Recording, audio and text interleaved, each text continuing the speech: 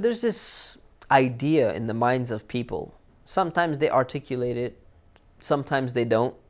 Is that, they say, okay, all Muslims are not terrorists. 1.6 billion people in the world are Muslim. They can't all be terrorists. Okay, I'm accepting that. I understand. You guys are not all bad. But all terrorists are Muslim. That's something that many people are thinking in their mind. They think that, terrorism somehow has been monopolized by Muslims. Is that the only terrorist that exists in the world happens to be Muslims, so there's something going on with the religion, something's not right. There aren't Christian terrorists and atheist terrorists and Buddhist terrorists. And the problem with people's beliefs is they're only getting their information. They have this in their mind, but it's not a reality. They're getting their information from what they see on TV, what they see on the news, quote unquote. What this propaganda that's being spewed about Islam usually has a political objective. It's usually tied to some either money, invasion of a country, some type of oil that we need to go and take over from such and such country.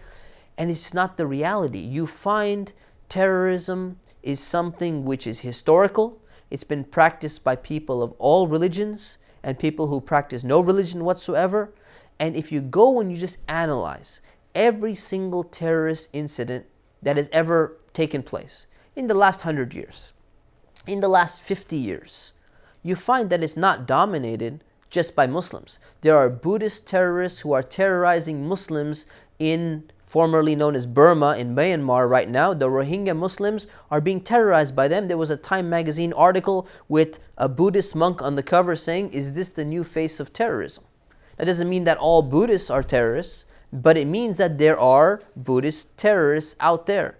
Are there Christian terrorists? Absolutely. You go and check the FBI database and you find how many terrorist groups exist. Check out the Army of God, for example. Their website is fully functional, armyofgod.com. You can check out what incidents they've done, Centennial Olympic Park bombing, several other bombings and things like that. There's a lot of terrorism going on. People don't know about this.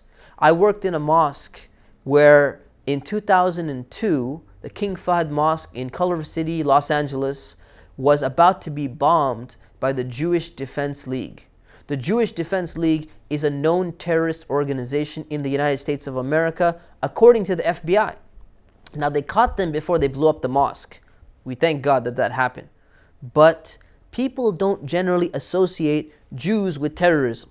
They don't associate Buddhists with terrorism. They don't associate Christians with terrorism because the primary news source that people have is usually something that's very biased, and it's usually just seeing these flashing pictures of this Muslim guy, angry guy with the beard, and all of a sudden there's no facts, but you conclude in your mind through these pictures that, it looks like all terrorists that I've ever seen happen to be Muslim. That's because the only terrorists you've ever seen or known about is coming from Fox News or CNN or whatever other, station that you happen to be watching for your quote-unquote information about terrorism. Go read a book about the history of terrorism. Go and check and see how many different terrorist incidents have happened just in the United States of America. The Capitol building has been bombed. The Pentagon has been bombed. The LA Times newspaper building has been bombed. Who are doing all these bombings for the last 100 years? These are not Muslims.